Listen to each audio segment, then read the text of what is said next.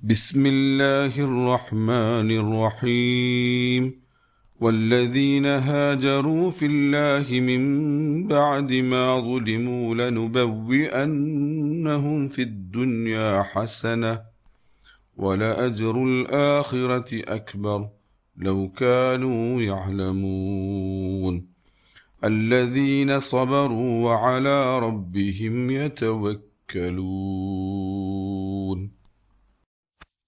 പരമകാരുണികനും കരുണാവാരിധിയുമായ അള്ളാഹുവിൻ്റെ നാമത്തിൽ.